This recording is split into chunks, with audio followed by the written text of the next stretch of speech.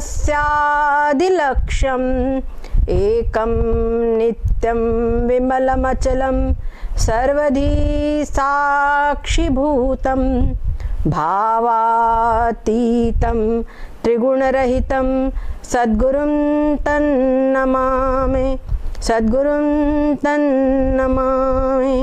सद्गुरुदेव भगवान की जय हो। सच्चिदानंद भगवान की जय हो। ओम हरि ओम। हम लोग श्रवण कर रहे थे साधन चतुष्टय। अगर हम बाजार जाते हैं तो वहाँ से जब हमको सामान लेना है तो सामान लेने के लिए कुछ पैसा लगता है और हर देश की अपनी मुद्रा है। हम भारत की मुद्रा को नेपाल ले जाएंगे तो नेपाल में भारत की मुद्रा नहीं चलेगी। उसी प्रकार से नेपाल की मुद्रा भारत में नहीं चलेगी और अन्य देशों में भी नहीं चलेगी, है ना। उसी प्रकार से हमको जो वस्तु चाहिए है उसके लिए कोई विशिष्ट मुद्रा उस देश के अनुसार चाहिए होती है। तो यहाँ पर हमारे को चाहिए है ब्राह्मी स्थिति, ब्रह्माकार वृत्ति, मोक्ष। इसके लिए कौन सी संपत्ति चाहिए? वो संपत्ति है साधन संपत्ति। साधन संपत्त्यानंतर ऐसा यहाँ पर वर्णन किया गया है। ये साधन चतुष्टय जो बताए हैं ये वो साधन है जिसको प्राप्त करके इस कीमत से हम इस कीमत को हम अपने में अर्जित कर लें तो हम उस ब्राह्मी स्थिति को प्राप्त कर सकते हैं। इसके अंतर्गत कल हमने बताया था विवेक। और जहाँ विवेक होता है तो विवेक क्या करता है? हमको अच्छी चीज ग्रहण करो, सत्य और असत को अलग अलग करना, अच्छे और बुरे को अलग अलग करना, इसका नाम है विवेक।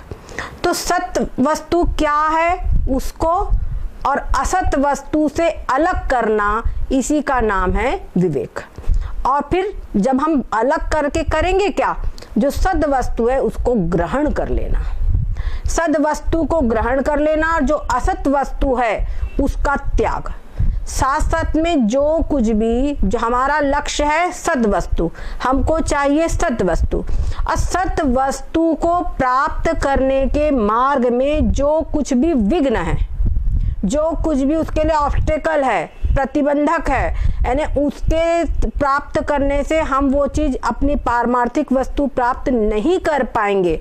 ऐसी जो विघ्न उत्पन्न करने वाली वस्तुएं हैं उन सब का त्याग करना, उन सब का त्याग करना, उन सब की इच्छा मन में न रहना, यही वैराग्य है, यही वैराग्य है। अगर हमारे अंदर में विवेक सही ढंग से जागृत हो गया है तो वैराग्य को जागृत होने में कोई टाइम नहीं लगेगा। हमारे यहाँ पर लोक में एक वैराग्य प्रसिद्ध है, शमशान वैराग्य। शमशान वैराग्य उसको बोलते आपात वैराग्य।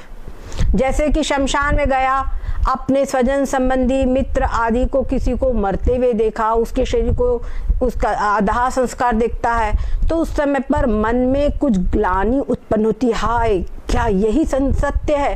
क्या ऐसा ही परिणाम होना है शरीर का आखिरी में? तो नहीं, वहां पे एक वैराग्य की स्थिति उत्पन्न होती है, ठीक है। लेकिन वो वैराग्य घर आए सब भूल जाता है, थोड़े दिन में वो वैराग्य खत्म हो जाता है। तो उस वैराग्य को हमारे यहाँ पर विद्वानों ने उसकी सराहना नहीं की है। हो सकता है कदाचित जैसे सिद्धार्थ का वही वैराग्य स्थायी हो गया, वो होता है अगर तो बहुत अच्छी बात है, पर अगर वो स्थायी नहीं रहा तो उसकी प्रशंसा नहीं की जाती। उसी प्रकार से एक लोकोक्ति प्रसिद्ध है, घर में हुई खटपट चले बाबा जी के मठ पर, बाबा ने बताया काम चेला चलते राम। मतलब क्या हुआ? घर में कहीं खटपट हो गई, कोई टेंशन हो गया, अरे टेंशन को हटाओ और चलो हम सन्यास ले लिए। अब वहाँ सन्यास लिए, वहां पर भी अन्य भाई कार्य करना, ये है वो है कुछ है, तो ले रहे क्या इसीलिए सन्यास लिए थे, वहां से भाग लिए। तो ये वैराग्य नहीं है। इसीलिए विद्वानों के द्वारा प्रशंसनीय वैराग्य वही है जो सुलझा हुआ वैराग्य हो, जो विवेक पूर्वक वैराग्य हो। क्या समझे, जो विवेक पूर्वक वैराग्य हो, जिसने वास्तव में, हमारे यहाँ कहते परिक्षलोकान कर्मचितान ब्राह्मणों निर्वेद माया नास्त कृता कृतेना, इन लोकों की परीक्षा करो, इस पृथ्वी लोक की और ऊपर के स्वर्ग आदि लोकों की परीक्षा करो। विद्वान को चाहिए कि सबकी परीक्षा करे। तब परीक्षा करने में वो क्या देखता है कि ये सब कर्म से प्राप्त जो भी वस्तुएं हैं ये सब नाशवान हैं, ये सब कुछ नाशवान है। तो कर्म से हमको जो अविनाशी वस्तु है उसकी प्राप्ति नहीं हो सकती, उसकी प्राप्ति नहीं हो सकती। हमको तो अविनाशी वस्तु चाहिए है, हमको अविनाशी वस्तु चाहिए है। और ये सब चीजें जिस प्रकार से इस लोक के सभी पदार्थ कर्म से प्राप्त होने वाले सब नष्ट हो जाते हैं, उसी प्रकार से जो परलोक के, जो स्वर्ग आदि लोकों के जो पदार्थ है वो भी जब हम कर्म से प्राप्त करेंगे, अच्छा कर्म करें, शुभ कर्म करें, स्वर्ग प्राप्त हो गया। और लेकिन उसके बाद क्या हुआ, क्षीणे पुण्य मृत्युलोकम विशंति, क्या पुण्य क्षीण के फिर मृत्युलोक में आओ। और यहाँ तक हमारे भगवान शंकराचार्य ने ब्रह्म सूत्र के भाष्य में लिखा हुआ है कि जिस प्रकार से जो ओले होते ना, ओले, वो ओले धूप पा करके पिघल जाते हैं, या जो कठिन घृत होता है जमा हुआ घी, वो धूप को पाकर, अग्नि का स्पर्श पाकर के वो पिघल जाता है।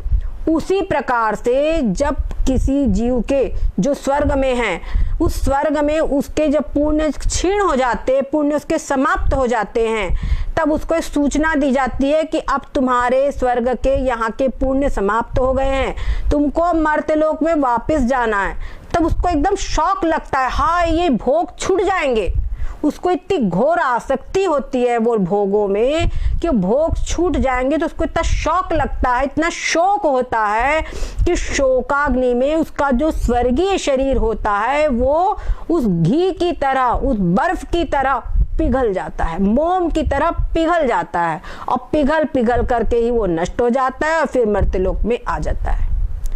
अब विचार कीजिए, ऐसा स्वर्ग लेने के आप कितने लोग इच्छुक हैं, समझ गए ना। इस प्रकार से उन सब का विचार करें। हमारे क्या, जन्म मृत्यु जरा व्याधि दुख दोषानुस्मरण, जो इन सब का जन्म के समय कष्ट है और पूरा संसार का ये करके इनमें सब में दुख ही दुख है, इन दुखों का बारंबार दर्शन करे, इन पर विचार करे, तब इन संसार से, इन संसार के भोगों से वैराग्य होता है, इनसे मन हटता है। समझ गए ना। हमारे महापुरुषों ने लिखा है, क्या भर्तृहरि जी ने, भोगा न भुक्ता वयमेव भुक्त्वा, तृष्णा न जीर्णा वयमेव जीर्णा। भोग, हम भोगों को नहीं भोगते, भोग हमको भोग लेते हैं, है ना। हमारी पूरी आयु उसी में समाप्त हो जाती है और पता ही नहीं आता कब वो दुष्ट काल आकर के पहुंच जाता है। तो भोग हमको ठग लेते हैं, और उसके बावजूद भी जो तृष्णा है वो जीर्ण नहीं होती है। वो तृष्णा जो कि तो दिन पर दिन बढ़ती जाती है, तो ये सब हमको ठगते हैं। और एक हमारे बड़े बालक हैं नचिकेता, उनका आप लोग सब जानते ही हैं, उन्होंने क्या उत्तर दिया था यमराज को, क्या कहते हैं, शोभावा मर्तस्य यदंत कहतत सर्वेन्द्रियाणां जरयन्ति तेजः। क्या कहते हैं, ये जो भी भोग है ये शोभाव, यानी कल इनका अभाव हो जाएगा, कल ये नहीं रहेंगे, और ये समस्त इंद्रियों के तेज को हर लेंगे, और एक आयु तो क्या, पूरी समस्त ब्रह्मा की आयु भी मिल जाए तो इन भोगों को भोगने के लिए वो भी कम ही पड़ जाएगी। और न वित्तेन तर्पणियो मनुष्य, वित्त से, धन से मनुष्य की कभी भी तृप्ति नहीं होती, वित्त से वो कभी भी अमरत्व की प्राप्ति नहीं कर सकता। इसीलिए हमको तो आप, जो हमने आपसे वरदान मांगा है उस तत्व का ज्ञान वही हमको बताइए। क्या समझे, वही तत्व ही हमको बताइए। इस प्रकार से जैसे छोटे बालक ने एक तरफ भोग और एक तरफ आत्म तत्व, दोनों में से उसने भोगों को ठुकरा करके आत्म तत्व का ग्रहण किया है। तो जो आत्म तत्व का ग्रहण कर रहा, अपने लक्ष्य की ओर बढ़ना, यही वास्तव में भक्ति है। उसके प्रति लगाव होना, यही भक्ति है। और उन जो ऑब्स्टेकल्स है, जो विरोधी पदार्थ है, उनका त्याग करना, यही वास्तव में वैराग्य है। तो ये वैराग्य उत्पन्न करने के लिए हमको सबसे पहले विवेक चाहिए, है ना। हमको विवेक चाहिए है। अगर विवेक हमारे पास में है तो ये सब साधन अपने आप होंगे। और जब वैराग्य होगा, अपने लक्ष्य के प्रति पूर्ण रूपेण निष्ठा होगी, ललक होगी, और इधर वैराग्य होगा तो क्या होगा, अपने आप ही आगे के जो साधन है वो भी होंगे।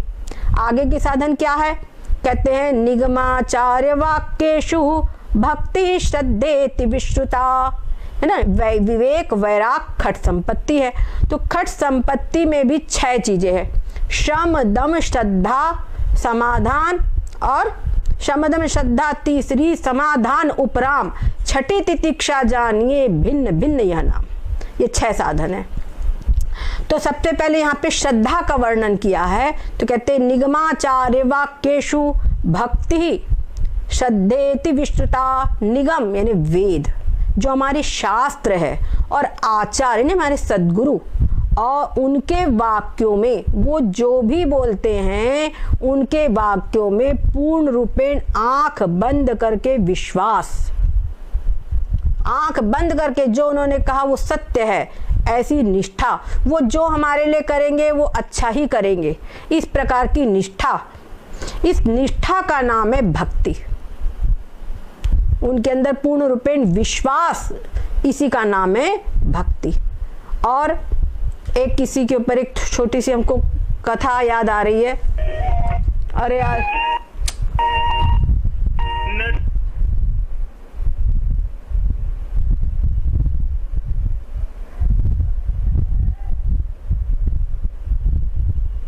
हेलो हेलो हेलो,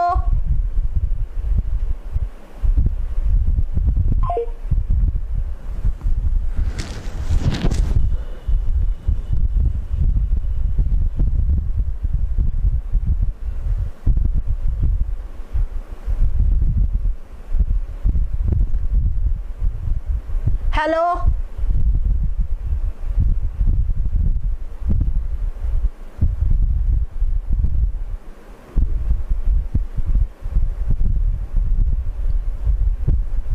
हाँ, एक छोटी सी कहानी हमको याद आ रही है, वो हम आपको बता रहे हैं, बहुत ही आवश्यक है ऐसे में। एक बार की बात है, एक संत, उनके साथ में उनका शिष्य था।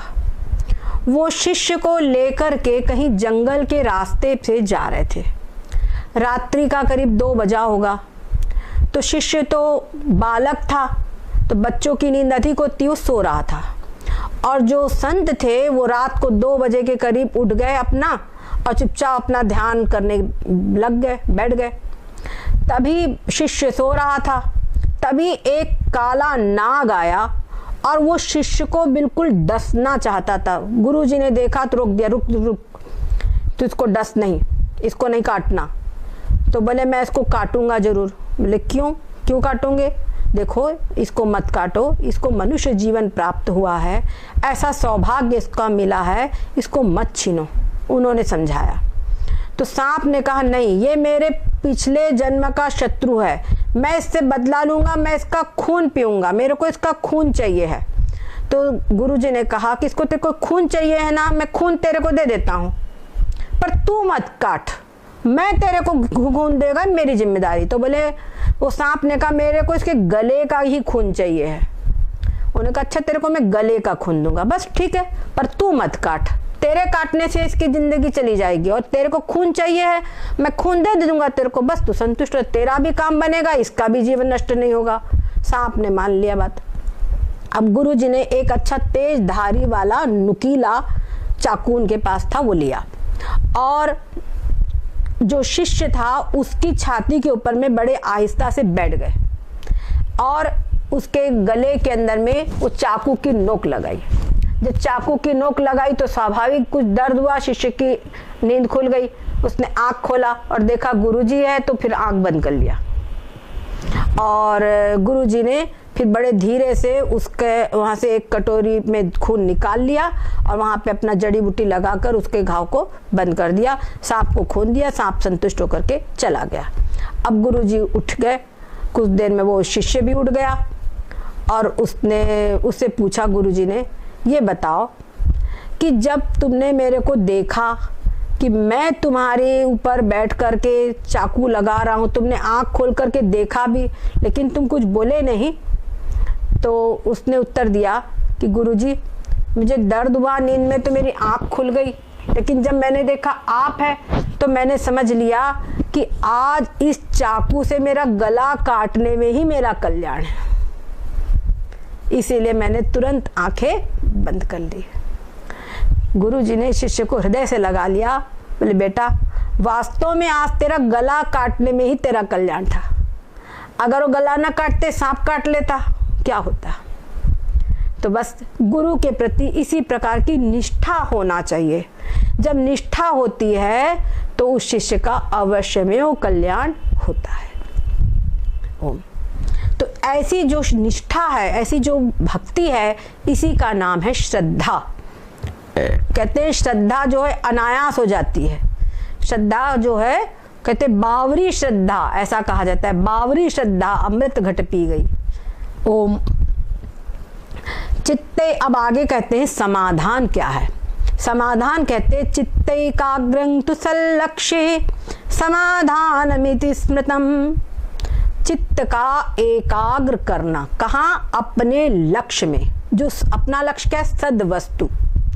जो सद्वस्तु है, जो आत्म तत्व है, उसी में अपने लक्ष्य में ही अपने चित्त को एकाग्र करना। क्या? उसको चित्त को एकाग्र करना। श्रुति से हमने सुना है सदैव सौम्यदमग्रासित। इस संपूर्ण सृष्टि के पहले एक सद वस्तु, एक परमात्मा तत्व, ब्रह्म तत्व ही था। बस इसी के अंदर में अपने चित्त को एकाग्र रखे तो वर्तमान में भी वही है, सब कुछ उसी के ऊपर है। इस प्रकार से जो आत्म तत्व है, वो जो ब्रह्म तत्व है, उस ब्रह्म तत्व में ये मेरा सभी के रूप में वही है। इस प्रकार से सद वस्तु में अपने चित्त को एकाग्र करना, यही है समाधान। आगे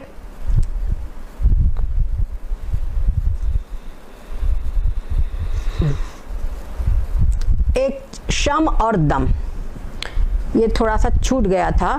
शम और दम कहते हैं सदैव वासना त्याग शमो यमीति शब्दितः निग्रहो बाह्य वृत्तीनां दम इत्तिभिधीयते। सदैव वासना त्याग, हमेशा जो मन में, देखो वासना का त्याग कह रहे हैं ना, सदैव वासना त्याग। वासना क्या है? वासना का अर्थ होता है जो हमारे अंदर में भोगों के संस्कार होते हैं, जो भी भोग हम भोगते हैं, अनुकूल प्रतिकूल, उनके कुछ संस्कार हमारे अंतःकरण पर अंकित हो जाते हैं। उन संस्कारों का जो परिपक्व जो कंडीशन हो जाती है, उस परिपक्व कंडीशन को, परिपक्व स्थिति को कहा जाता है वासना। और जिसकी फिर जैसी वासना होती है, उसके मन में फिर आगे वैसे ही संकल्प होते हैं कि मैं, वैसी उसके अंदर इच्छा होती मैं उस चीज को प्राप्त करूं। जिसने जो भोगा होगा उसको वैसी ही इच्छा उत्पन्न होती है। तो कहते हैं सदैव वासना त्याग।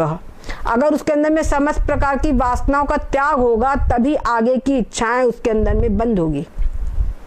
तो हर प्रकार की मन में जितनी भी वासनाएं हैं उनका त्याग करना, अर्थात मन को उनके विषयों से रोकना, क्योंकि आगे हम और उपभोग करेंगे वस्तुओं का, उनके संस्कार फिर से बनेंगे, फिर वासना बनेगी।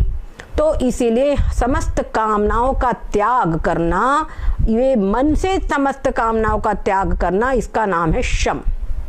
इसका नाम क्या है? शम। उसके बाद में कहते हैं निग्रहो बाह्य वृत्ति नाम, बाह्य वृत्तियों का निग्रह।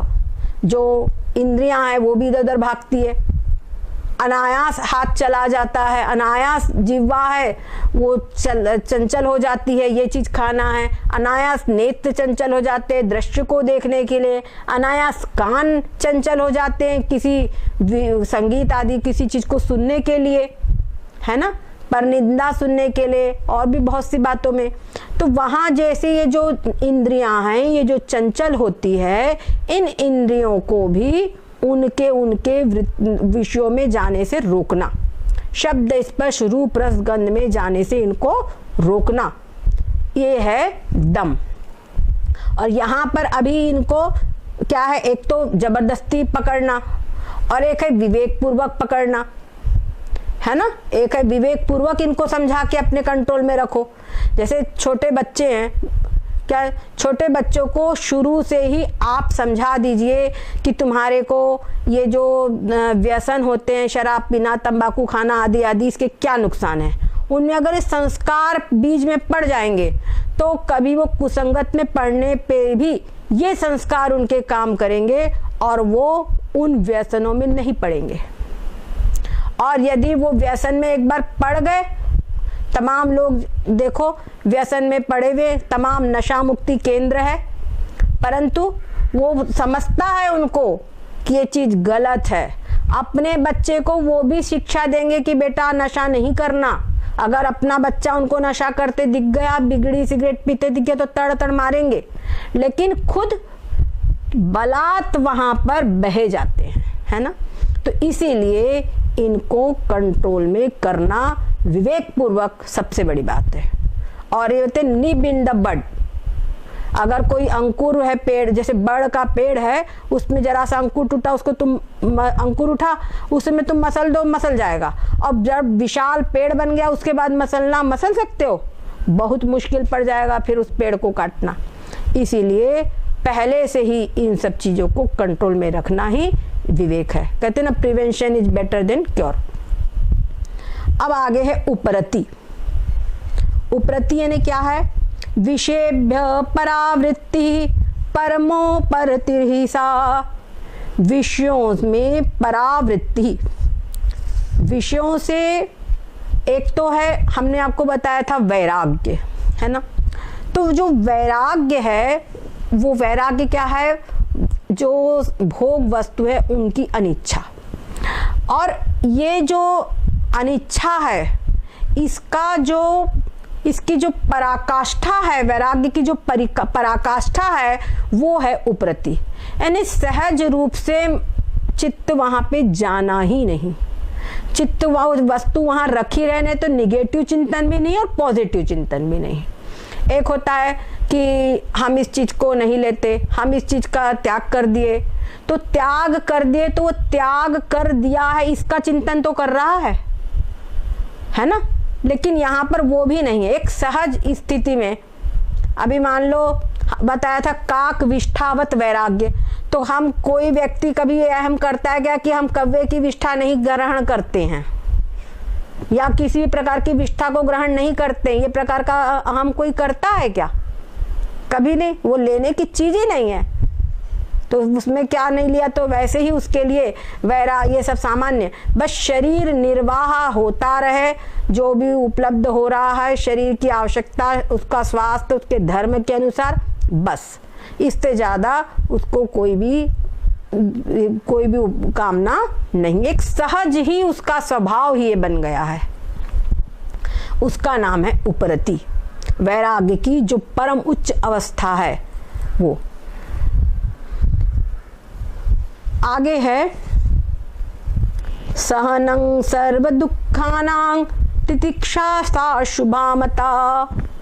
सहनं सर्व दुखानां, समस्त दुखों का सहन करना एक स्वभाव हो जाए, स्वाभाविक है ना। शीत उष्ण, भूख प्यास, मान अपमान, इन सब को सहन करने का स्वभाव नहीं। ये स्वभाव अगर नहीं होगा, एक विद्यार्थी है, एक समझो विद्यार्थी के लिए, विद्यार्थी जीवन जो होता है वास्तव में मनुष्य को गढ़ने वाला समय होता है। उसी प्रकार से जिज्ञासु के लिए भी सही पूछा जाए तो एक युवावस्था में जो हमने कर लिया सो कर लिया, इसीलिए कहते हैं जरा न कुछ भी हो सके जरावस्था माही। क्यों? क्योंकि इन सब चीजों को सहन करना, तो इसके लिए भी शरीर भी तो सही होना चाहिए, तभी तो व्यक्ति सहन कर पाएगा, है ना। अगर शरीर गड़बड़ हो तो नहीं सहन कर पाएगा। इसीलिए भूख प्यास, शीत उष्ण और मान अपमान, इन सबको सहन करने के लिए, इनको सहन करने के लिए शरीर भी अच्छा होना और मन भी अच्छा होना, दोनों चीजें अच्छी होना। तो इनको सहज भाव से सहन करें, ये नहीं बहुत तकलीफ पूर्वक सह रहे हैं। जैसे राक्षस लोगों की बात ले लो, उन लोग सब जाकर के तपस्या करते हैं, तो तपस्या करते हैं, शरीर को बहुत कष्ट दे करके तपस्या करते हैं, परंतु उनका इतना शरीर इतना पुष्ट है कि वो सारे कष्ट उनको पता नहीं चलते, चल जाते। ऐसे कोई पहलवान, उसको 2 घुसा कोई मारेगा, उसको कोई फर्क ही नहीं पड़ेगा, है ना। जैसे हाथी को मच्छर एक लात मारे तो हाथी को क्या फर्क पड़ेगा, उनके लिए तो वैसा ही है। पर अगर हम लोग वैसा करने लगे तो शरीर की स्थिति बनाएगी, है ना। तो यहाँ पर इसको तमोगुणी तप बोला है, ऐसा तप करने के लिए भी हमारे यहाँ नहीं कहा शास्त्रों ने। सतोगुणी तप एक व्यवस्थित रूप से, जैसे भगवान ने कहा कि मतलब सही ढंग से युक्ताहार विहारस्य, ये वाली बात कही है, उस ढंग से अपने जीवन को व्यवस्थित करे, तो उससे क्या हमारे मन आदि को भी, हम जैसे एक बच्चा होता है, उस बच्चे को स्कूल जाने के लिए पहले बैठाना पड़ता है, बैठ यहाँ पर पढ़ाई में मन लगे चाहे न बैठ, वैसे ही शरीर को आदत डालनी चाहिए कि मन लगे चाहे न लगे भगवान के सामने बैठ, ध्यान करने बैठ, पूजा करने बैठ। तो बैठते बैठते धीरे धीरे उसका मन लगने लगता है, और फिर उस समय पर अगर नहीं हुआ तो जो बच्चे स्कूल पढ़ने में मन नहीं लगता, बड़े बहाने बनाते हैं, किसी दिन पेट दुखेगा, किसी दिन सिर दुखेगा, किसी दिन कुछ होगा, ऐसा होता है। परंतु वहाँ पर क्या है, और जिस बच्चे का मन लगता हो, उसको पढ़ाई लिखाई अच्छी लगती हो, तो उसको वो सब कुछ याद नहीं आएगा, है ना। तो अगर जिसको इस आत्म तत्व में, आत्म तत्व के चिंतन में जब रस मिलता है, तो वो अपने सारे रोग आदि सब भूल जाता है, सब कुछ वो उसको भूल जाता है, वो सब उसके लिए गौण हो जाते हैं।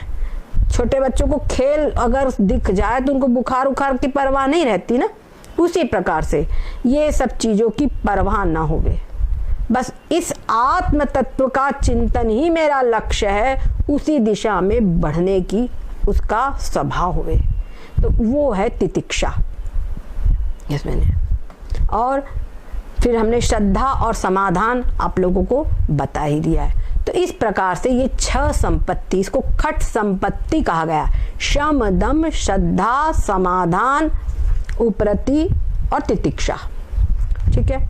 अब उसके बाद में ये 6 संपत्ति हो गई है, उसके बाद में फिर चौथा, ये 6 संपत्ति मिलाकर के एक है, खट संपत्ति नाम से एक साधन है। उसके बाद में चौथे नंबर पर है मुमुक्षुता।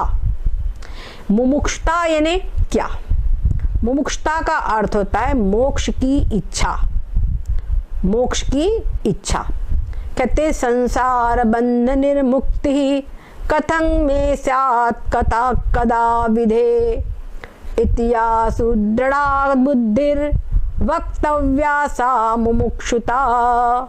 कहते हैं कि संसार बंध निर्मुक्ति, संसार रूपी जो बंधन है, अर्थात जन्म और मृत्यु रूपी जो बंधन है, और जन्म और मृत्यु के बीच में राग द्वेष है ना आदि जो बंधन है, ये सब जो ईर्ष्या द्वेष आदि जो वृत्तियां हैं जो जलाती हैं, काम क्रोध आदि वृत्तियां, इन सब से मेरी मुक्ति कथं कैसे होगी और कदा किस विधि से होगी, कब होगी और कैसे होगी, इस प्रकार की इतिया सुदृढ़ा बुद्धि, ऐसी जो सुदृढ़ बुद्धि है, यानी वो अपना लक्ष्य बना लिया है कि मेरे को इससे मुक्त होना है, ऐसी जो बुद्धि है उसको कहते हैं मुमुक्षुता। अगर मुमुक्षुता किसी में है तो वो उससे सारे साधन करवाएगी। हमारे यहाँ कहते हैं ना विल पावर। अगर किसी में किसी कार्य को करने का विल पावर है तो वो सारे ऑब्स्टिकल, सारे प्रतिरोधों के बाद, विघ्न बाधाओं को पार करके अपने लक्ष्य को प्राप्त कर लेगा। हमारे सामने सैकड़ों उदाहरण हैं। हमारे यहाँ पर एक बार की बात है, एक बालक था, उसके पिताजी मजदूर थे और वो भी मजदूरी करता था।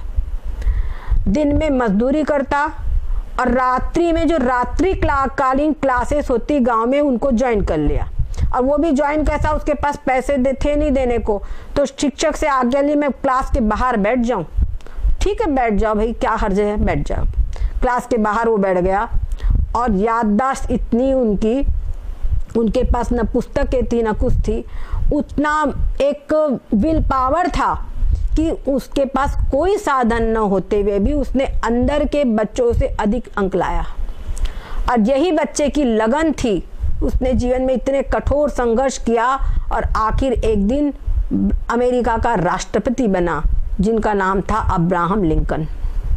और अब्राहम लिंकन ने राष्ट्रपति काल में भी ऐसे कार्य किए। उन्होंने दास प्रथा बंद की और अमेरिका में उनको आज भी देवता रूप में सारे विश्व में उनको माना जाता है।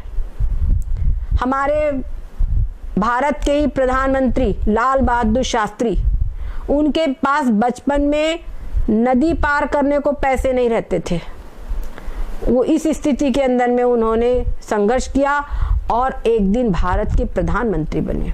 और भारत के प्रधानमंत्री बनके भी वो एकदम सिंपल रहे, किसी पर कभी ये व्यक्त नहीं किया उन्होंने कि मैं प्रधानमंत्री हूँ तो मेरे बच्चों को भी उसने कि ये नहीं कि मैं प्रधानमंत्री का बेटा हूँ तो मैं कभी उसका कोई लाभ उठाऊं, ऐसी वृत्ति उनकी नहीं रही। इसलिए उन्होंने भारत देश को ऐसा एक सूत्र दिया कि हम एक दिन उपवास करेंगे और अन्न बचाएंगे, लेकिन अमेरिका का जो कचरा गेहूं है वो हम नहीं लेंगे। ये उनका संकल्प था, एक शुद्ध पवित्र आत्मा का जो संकल्प होता है। आज भारत में लाखों टन इतना गेहूं होता है कि भारत निर्यात करता है लोगों को, अन्य देशों को। ऐसे उनका तो 2 ही साल का शासन रहा और उसके बावजूद उन्होंने इतना कार्य किया कि उनका नाम स्वर्णाक्षरों में लिखा जाता है, पूर्ण शुद्ध पवित्र। उसके बाद में आज हम देख रहे हैं हमारे वर्तमान प्रधानमंत्री श्री मोदी जी, इनका भी जीवन काल बाल्यकाल में कठिन रहा, लेकिन लगन थी, आज भारत देश के प्रधानमंत्री बने और उनका कार्यकाल कैसा चल रहा है हम सब देख ही रहे हैं। तो हमको अपने जीवन में अगर कुछ करने की तमन्ना है, कुछ करने की आकांक्षा है, तो हम सारे विघ्नों को पार कर लेंगे। और यदि लेकिन हमको संकल्प करना होगा और उस संकल्प को करके, उन संकल्पों को ठान करके, दृढ़ प्रतिज्ञ होके, उनको सोचकर कैसे हमको इसको कार्य देना है, हमको आगे बढ़ना होगा। अगर हम आगे बढ़ेंगे तो सारी प्रकृति हमारा साथ देगी, और जब हम लौकिक क्षेत्र में आगे बढ़ते हैं तो प्रकृति साथ देती है। तो ये यहाँ पर जब हम परमात्मा प्राप्ति के लिए निकलेंगे तो परमात्मा ने तो सीधे कहा योगक्षेमम वहाम्यहम्, है ना। तो वो अवश्य ही हमारी मदद करेंगे और योगक्षेमम वहाम्य करने वाले प्रभु हमारे को निश्चित ही उस तत्व को प्राप्त कराने वाले किसी सद्गुरु से अवश्य ही भेंट करवाएंगे। और इसके बाद में कहा ही है, उक्त साधन युक्तेन विचारः पुरुषेण ही कर्तव्यो ज्ञान सिद्ध्यर्थम आत्मनः शुभमिच्छता। ये उक्त साधन से युक्त होकर के उसको क्या करना चाहिए, उसको करना चाहिए, उसको जाना चाहिए, उसको विचार करना चाहिए। पर विचार किसका करना, ये एक प्रश्न है। तो यहाँ कहा है कि ये साधन चतुष्टय संपन्न होकर वो सद्गुरु के पास जाए, किसी श्रोत्रिय ब्रह्मनिष्ठ महापुरुष के पास जाए, उनकी शरण ग्रहण करे, और तब क्या आता है, समित पाणी श्रोत्रिय ब्रह्मनिष्ठम, ये कहा गया है। जब श्रोत्रिय ब्रह्मनिष्ठ महापुरुष के पास जाता है तो तस्मै, तो वो जो श्रोत्रिय ब्रह्मनिष्ठ महापुरुष है उनके लिए प्रोवाच तांग तत्वतो ब्रह्म विद्याम, उसको ब्रह्म विद्या का उपदेश करते हैं। किसका विचार करना, उसके जो प्रश्न हैं, को हं कथमितं जातं को वै कर्ता से विद्यते, मैं कौन हूँ, ये संसार सब कहाँ से उत्पन्न हुआ है और कौन इसका करता है और इसका उपादान कारण कौन है, ये विचार करना, इस सब चीज़ों को वहाँ श्रोत्रिय ब्रह्मनिष्ठ महापुरुष के द्वारा उसको उपदेश दिया जाता है। तत्त्वमसि, इन महावाक्यों का उपदेश दिया जाता है। और इस उपदेश के द्वारा तब वो फिर, अभी हमने बता दिया है आपको पूर्ण रूपेण, पूरी जो हमने ग्रंथ को अध्ययन किया है, ये सब चीज़ों का अध्ययन वो फिर विधिवत करता है। क्या समझे, विधिवत करता है। और एक बात ये भी समझ लीजिए कि कोई कहे कि हम अनेक प्रकार के कर्म कर लें, कुछ भी कर लें, लेकिन उनके बिना, कहते रीते ज्ञाना न मुक्ति, ज्ञान के बिना मुक्ति नहीं हो सकती।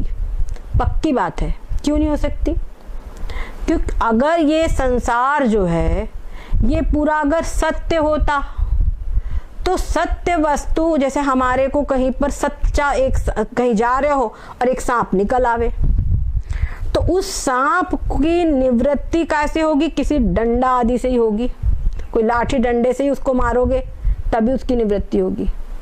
परंतु रस्सी के अंदर में जो कल्पित सांप है उसकी निवृत्ति लाठी डंडे से होगी क्या, उसकी डंडी होगी सांप के, वो रस्सी के ज्ञान से होगी, उसकी निवृत्ति रस्सी के ज्ञान से ही होगी। उसी प्रकार से ये जो संसार है, ये संसार पूरा का पूरा मिथ्या है, ये संसार तीनों काल में हुआ ही नहीं है, स्वप्नवत है ये।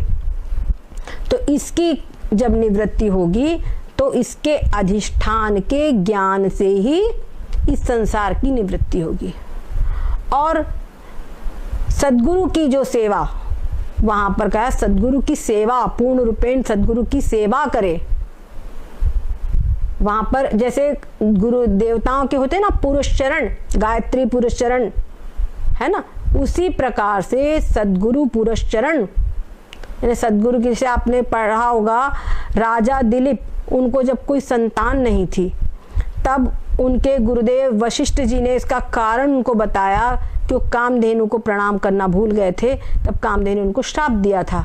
तो उनकी जो, उनके यहाँ पर जो गाय है नंदिनी, वो कामधेनु की पुत्री है, उनकी सेवा करे। तब राजा दिलीप पूर्ण रूपेण नंदिनी की सेवा में बिल्कुल साथ साथ घूमते थे। जब वो नंदिनी चारा खा लेती तब वो भोजन आदि करते, इस प्रकार से उन्होंने उनकी सेवा की। परिणाम स्वरूप क्या हुआ, और एक दिन एक सिंह आ गया और वो नंदिनी को खाने के लिए तत्पर हो गया। उन्होंने कहा कि नहीं, ये मेरे आश्रित है, इसको आप मत खाइए, आपको खाना है तो आप मेरे को खा लो, लेकिन इस गाय को छोड़ दो। तब वो सिंह ने कहा कि अरे तुम्हारे पास में इतना बढ़िया मनुष्य शरीर है, तुम एक राजा हो, काहे अपना शरीर एक गाय के पीछे गवाते हो, अपने शरीर की रक्षा करो, अपने शरीर को नष्ट मत करो।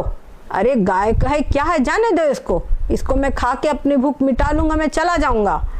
तब उन्होंने कहा यश स्वरूपं भव में दयालु, अगर आपको दया ही करनी है तो मेरे यश रूपी शरीर पर दया कीजिए, क्योंकि ये गाय, एक तो मैं क्षत्रिय हूँ और फिर गुरुदेव की गाय है।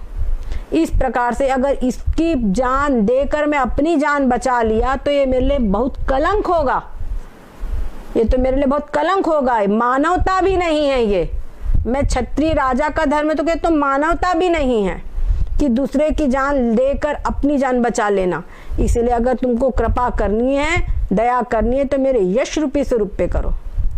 तत्क्षण ही वो जो सिंह था वो वास्तव में इंद्र थे, वो वहां पर प्रकट हो गए और उनको आशीर्वाद दिया कि तुम पुत्रवान होंगे। उसके बाद में राजा दिलीप का वंश चला। तो उसी प्रकार से गुरु पुरुष चरण हमारे यहाँ पर उसका वर्णन आता है। हमारे गुरुदेव भगवान ने सद्गुरु निष्ठा करके एक पुस्तक लिखी है, उसमें भी इसका बड़े सुंदर ढंग से वर्णन किया गया है। अगर गुरु की कृपा जब हो जाती है, जब गुरु की कृपा हो जाती है तो निश्चित रूप से ये आत्म तत्व का दर्शन हो जाता है और इसके अतिरिक्त कोई दूसरा उपाय नहीं है। एक गुरु सेवा के उस पे हम आपको एक छोटी सी कहानी बता रहे हैं। ये श्री गोरखनाथ जी अपने शिष्यों को ये कहानी बताया करते थे। एक बार की बात है, एक संत थे, अच्छे पहुँचे हुए संत थे। उनके बहुत से शिष्य थे और सब उनकी सेवा करते थे, उनसे विद्या अध्ययन आदि किया करते थे। तो एक दिन गुरुजी ने उनसे सबसे कहा कि तुम लोग जो है बहुत सब लोग बड़े अच्छे हो, मेरा जो है शरीर का एक बहुत ही कठोर प्रारब्ध है, उस प्रारब्ध में मेरे को कुष्ठ रोग हो जाएगा, मेरे शरीर का सब अंग गलने लगेंगे और साथ साथ में मेरा स्वभाव भी बहुत चिड़चिड़ा क्रोधी हो जाएगा। तो उस कठिन प्रारब्ध के समय पर मैं चाहता हूँ कि मैं वो समय वाराणसी में जाकर के भगवान विश्वनाथ जी की शरण में बिताऊं, और तुम में से कौन कौन मेरे साथ में चलने के लिए तैयार है वहां पर। तो सारे शिष्य चुप रहे, लेकिन उनमें से एक संदीपक नाम का एक शिष्य था, वो बहुत ही गुरुनिष्ठ था। उसने कहा, गुरुजी मैं हर स्थिति में आपकी सेवा करने के लिए तैयार हूँ, आप मेरे को ले चलिए। तो गुरुजी ने कहा, देख लो, समझ लो, मेरे को उस समय पर गलित कुष्ठ होगा, सारे अंगों से घावों से बदबू आएगी और मेरा स्वभाव भी बहुत कठोर, बहुत चिड़चिड़ा हो जाएगा, क्रोधी हो जाऊंगा मैं, तो समझ लो पहले। उन्होंने कहा, नहीं गुरुजी आप चिंता मत करिए, मैं चलूँगा। गुरुजी ने कहा ठीक है, उसको ले लिया और वो वाराणसी के लिए प्रस्थान कर लिए और वहाँ पर उन्होंने अपने उस प्रारब्ध का आह्वान कर लिया। अब उनके बहुत ही शीघ्र ही उनके पूरे शरीर के अंदर में कुष्ठ रोग हो गया और शरीर के हर घाव से वो मवाद बहता और बदबू आती। गुरुजी बात बात में, उनका स्वभाव इतना क्रोधी, इतना खराब हो गया था कि बात बात में उसको झिड़कते, लेकिन वो सब कुछ के बावजूद भी बहुत अच्छे प्रकार से गुरुजी की सेवा करता, उनके घावों को धोता, उनको नहलाता धुलाता, उनके कपड़े धोता, उनको भोजन कराता अपने हाथों से, और सारी की सारी प्रकार की सेवा अपनी जान की परवाह किए बिना सब कुछ करता। उसकी सेवा देख करके भगवान शिव बहुत प्रसन्न हो गए। भगवान शिव आए, विश्वनाथ जी उनके यहाँ सामने प्रकट हो गए। बोले, वत्स, लोग मेरे दर्शन करने के लिए आते हैं, पर मैं तेरे पास आया हूँ दर्शन देने के लिए। मैं तेरी गुरु भक्ति से बहुत प्रसन्न हूँ, तू मेरे से वरदान मांग ले, तू जो चाहे सो वरदान मांग ले। तो बोले, उस शिष्य ने कहा कि मैं गुरुजी की आज्ञा के बिना कोई वरदान नहीं मांग सकता, गुरुजी से मेरे को पूछना पड़ेगा। तो बोले, अच्छा जा, गुरुजी से पूछ कर आ जा। गुरुजी के पास गए कि गुरुजी, आपकी कृपा से भगवान विश्वनाथ जी मेरे ऊपर प्रसन्न हुए हैं और मेरे को वरदान मांगने के लिए कह रहे हैं, तो क्या मैं उनसे आप अच्छे हो जाओ, आपका स्वास्थ्य ठीक हो जाए, ये मांग लूं? तो गुरुजी का, नालायक कहीं का, सेवा करते करते थक गया है, मैंने तो पहले ही कहा था तेरे से नहीं हो पाएगा, जबरदस्ती जिद्दी करके आया है, भग यहाँ से, तू मेरे जा, तो तेरे को जाना है तो कुछ भी कर, मेरा जैसा होगा मैं निपट लूंगा, चले जाए यहाँ से। नहीं नहीं गुरुजी, आपकी आज्ञा के बिना मेरे को कुछ नहीं मांगना है। वो गए भगवान विश्वनाथ के, बोले, भगवान गुरुजी की आज्ञा नहीं है, इसीलिए मैं आपसे कुछ भी नहीं मांग सकता। उन्होंने कहा, अरे तू अपने में कुछ भी मांग ले, मेरे से अपने लिए नहीं, गुरुजी के लिए मांग ले। नहीं, गुरुजी की आज्ञा नहीं है, मैं आपसे कुछ भी नहीं मांग सकता। भगवान भोलेनाथ जी, और उसको भगवान ने ये भी कहा कि ये भी कोई गुरु है, तू दिन भर इतनी सेवा करता है, उसके बावजूद भी तेरे को बात बात में झिड़कते रहते हैं, अरे ये कोई बात हुई? ऐसे गुरुजी को तो छोड़ देना ही ठीक है। नहीं नहीं, आप मेरे से मेरे गुरुजी के विषय में कुछ मत कहिए। उन्होंने कहा, मैं एक शब्द भी अपने गुरुजी के विरुद्ध नहीं सुनना चाहता, आप कृपा करके बस लौट जाइए। भगवान विश्वनाथ जी चले गए और पहुँचे वो भगवान विष्णु जी के पास। बताया उन्होंने बात कि एक बड़ा भक्त है, गुरु भक्त, बड़ा बावला है, बड़ा विचित्र है। मैं इसके पास में गया वरदान देने के लिए, पर इसने वरदान भी नहीं लिया गुरु जी की इच्छा के बिना। तो भगवान जो विष्णु जी थे उनको भी उत्सुकता है कि भाई कैसा ये है, जाके मैं भी तो देखूं। वो पहुँचे वहाँ पर, भगवान दर्शन दिए उनको। बोले बस मैं तुम्हारी गुरु सेवा से, गुरु भक्ति से बहुत प्रसन्न हूँ, तुम मेरे से चाहे जो वरदान मांग लो। तो कहा नहीं भगवान, आप प्रसन्न हैं, आपकी प्रसन्नता बहुत बड़ी है। बोले मैं तो प्रसन्न हूँ, लेकिन तू कुछ वरदान भी मांग ले। हम देवता लोग आए तो हमको वरदान मांग ले, तुमको वरदान देकर हमको प्रसन्नता होगी, तुम कुछ वरदान मांग लो। तो उन्होंने कहा कि नहीं भगवान, आपको अगर वरदान देना है तो बस यही दीजिए कि मेरी गुरुदेव के अंदर में परम भक्ति बनी रहे, अनन्य भक्ति बने रहे और मैं इसी प्रकार निरंतर उनकी सेवा करता रहूं। बस आप यही वरदान मुझे दीजिए, आपको देना है तो और मुझे कुछ नहीं चाहिए है। तो भगवान विष्णु ने उनको आशीर्वाद दिया कि तेरी गुरु में अनन्य भक्ति होगी और निरंतर तू उनके सेवा करता रहेगा। अब वो आया गुरु जी के पास में और गुरु जी को प्रणाम किया और बताया कि गुरु जी, आज आपकी कृपा से भगवान विष्णु प्रसन्न होकर मेरे को दर्शन दिए और उन्होंने मेरे को ये वरदान दिया कि तुम्हारी मेरी गुरु भक्ति अनन्य भाव से हमेशा बनी रहेगी।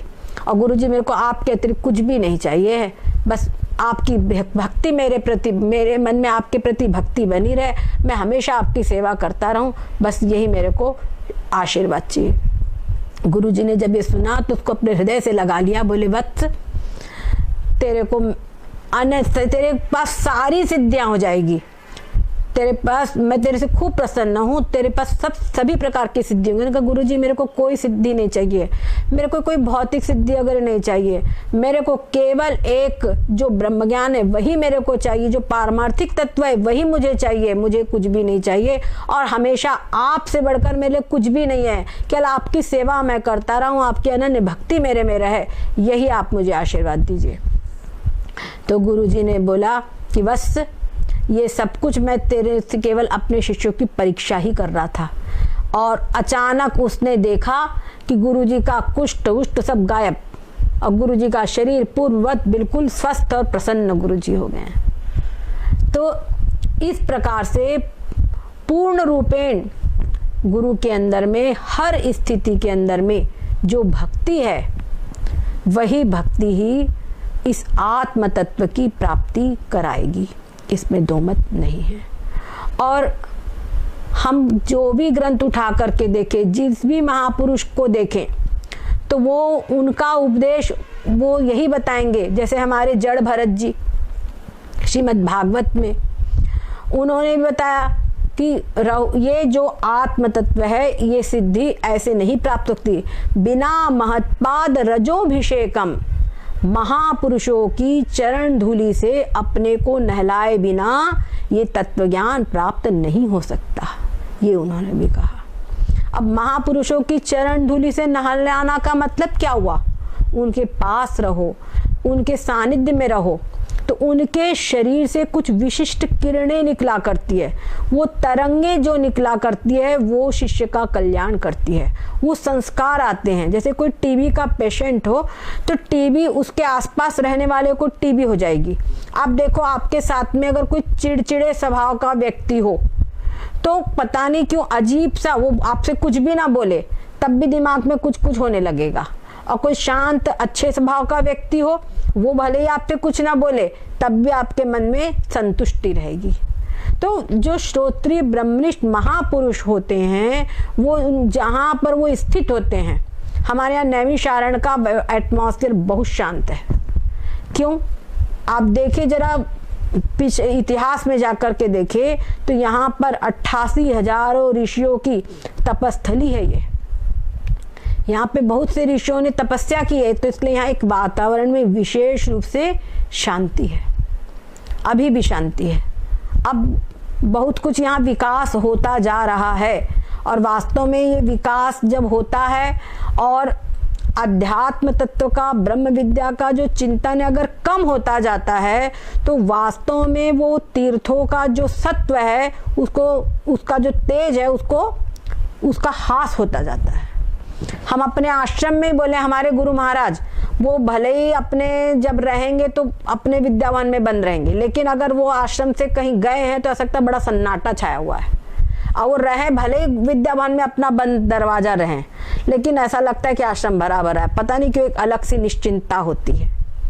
तो ये जो श्रोत्र ब्रह्मनिष्ठ महापुरुष है, इनका ये कुछ भी उपदेश ना करे, इनका जो दर्शन है ये भी जीवन को पवित्र करने वाला होता है। जो 5वीं 6वीं महाभूमिका में जो महापुरुष होते हैं वो उपदेश नहीं देते, वो उपदेश नहीं देते, और अगर बोलेंगे भी तो अपनी मस्ती में बोलेंगे, जो उनके मुंह में आएगा वो बोलेंगे। हमारे यहाँ पर बताते जो पूज्य श्री अखंडानंद जी महाराज जो बड़ी ठेठ बात बोला करते थे, उनको ये नहीं था कि सामने कौन है क्या है सुने, और जिसमें लग गए सो लग गए। एक बार किसी कॉलेज के अंदर में वहाँ पर कुछ वार्षिक अधिवेशन वगैरह था और उसमें उनका प्रवचन रखा गया और रात का शायद 9-10 बजे का कुछ टाइम था। महाराज जी अपने शयन कक्ष में जा चुके थे। अब उस समय आया तो शिष्य लोग उनको जगाने के लिए उनको जगाने का एक ही तरीका था, उनके पाँव दबाओ। तो उनके पाँव दबाने लगे, पाँव दबाते थे, सोने नहीं देता है। और उसके बाद में बड़ी मुश्किल से उठे, महाराज जी वहाँ चलना है, लेकिन वो किसी को सुने। तो फिर उनकी जो जिस पलंग के जिस पे सोए थे उसी के सहित उनको लेकर के वहाँ पर पहुँच गए कॉलेज में, वही की वही रख दिया वहाँ पर। अब वहाँ पर उनको था कि बोलो महाराज जी कुछ प्रवचन दो, अपना आशीर्वचन दो। तो वहाँ अपना आशीर्वचन देना शुरू कर दिए। जब आशीर्वचन देना शुरू किया तो रात का कितना बजने लगा तो वो बंद होने का नाम न ले। तब फिर लोग परेशान, क्या करें। तब उनके साथ में जो ये बजाने वाले थे ना, तो वो लोग ने क्या किया, एक जगह एक जन इधर ढोलक बजावे तो वो इधर देखे तो वो चुप हो जावे, तब तक दूसरा वाला कुछ बजाने लगे, फिर वो उधर देखे तो वो बंद हो जाए, फिर पीछे वाला को ऐसे करते करते वो बोलते, फिर वो गुस्से। जब सोते हैं तो सोने नहीं देते हैं और जब बोलते हैं तो बोलने नहीं देते हैं, ऐसा गुस्सा होने लगे। तब तक के उनके जो साथ में उन्होंने गाना शुरू किया, शिवो हम ध्वनि मन लाओ रे साधो, शिवो हम ध्वनि मन लाओ रे। तब बस उनका फिर दिमाग पलट गया, तो फिर शिवो हम ध्वनि मन लाओ रे साधु, इसी के अंदर में वो बज गया, पूरी रात वही चलता रहा। तो ऐसे जो विचित्र महापुरुष होते हैं, ये उपदेश भले ही ना करे, लेकिन इनके साथ में रहना, इनका सानिध्य, इनका दर्शन, इनका स्पर्श, जैसे कुछ भी हो जाए वो कल्याणकारी ही होता है। और ऐसे महापुरुष बहुत ही मुश्किल से मिलते हैं। वर्तमान में तो इन महापुरुषों का बहुत ही अभाव ही होते जा रहा है। इसमें नहीं, बहुत ही हमारे गोस्वामी महाराज बताते हैं कि एक बार वो पहुँचे वहाँ पे हिमालय में के सत कृष्णाश्रम जी महाराज के पास में गए थे, हम थोड़ा नाम भूल रहे हैं। वहाँ पर गए और वो अच्छे बहुत ब्रह्मनिष्ठ महापुरुष थे। तो हर बात में अहम ब्रह्मास्मि सदाशिवोहम, अहम ब्रह्मास्मि सदाशिवोहम, इस प्रकार से वो जब अपना उनका चला करता था। तो स्वामी जी ने उनसे कहा कि स्वामी महाराज जी, जैसे आप अभी कर रहे हो, मान लो अभी शरीर के ऊपर में कोई आपत्ति आ जाए तो तब भी क्या ये चिंतन चलता रहेगा? उनसे पूछा स्वामी जी ने। और स्वामी जी महाराज बोले, हमारे गुरु महाराज बताते कि हम केवल संतों की खोज में ही गए थे, हमारा घूमना फिरना दृष्टिकोण नहीं था।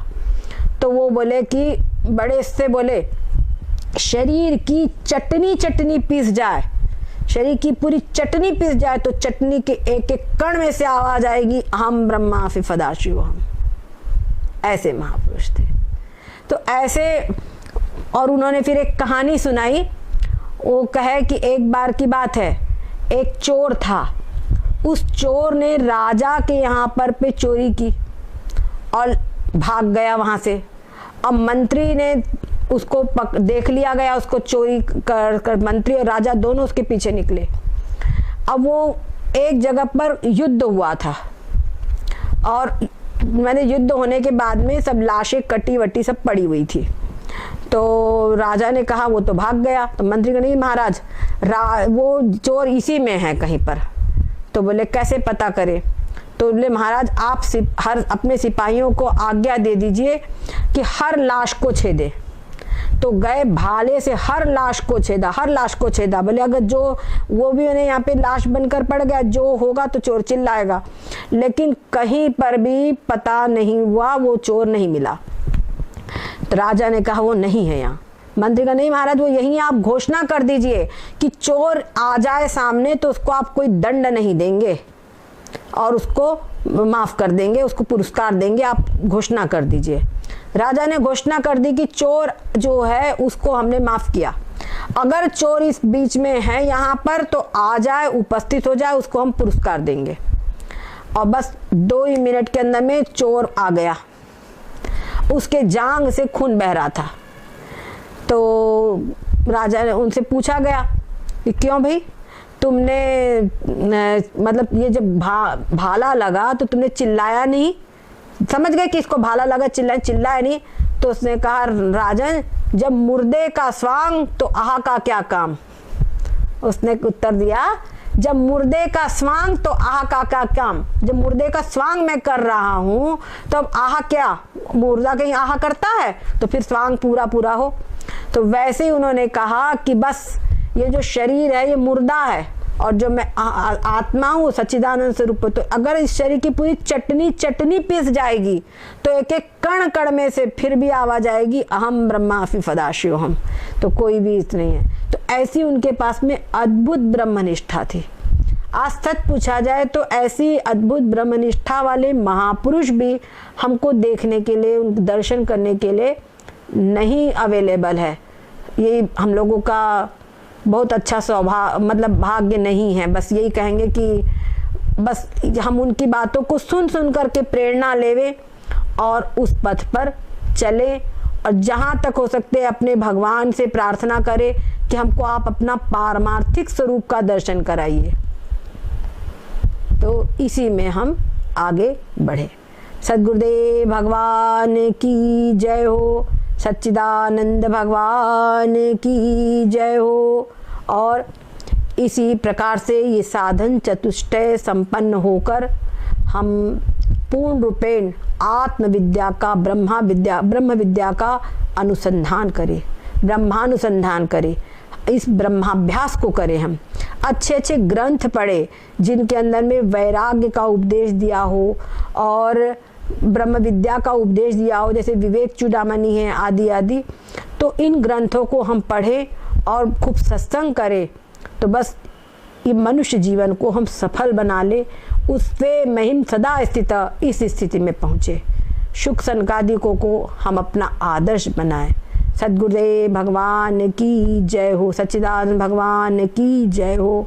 ओम सर्वे भवन्तु सुखिनः, सर्वे सन्तु निरामयाः, सर्वे भद्राणि पश्यन्तु, मा कश्चित् दुःखभाग् भवेत्। ओम पूर्णमदः पूर्णमिदं पूर्णात् पूर्णमुदच्यते, पूर्णस्य पूर्णमादाय पूर्णमेवावशिष्यते। ओम शांति शांति शांति सुशांतिर्भवतु।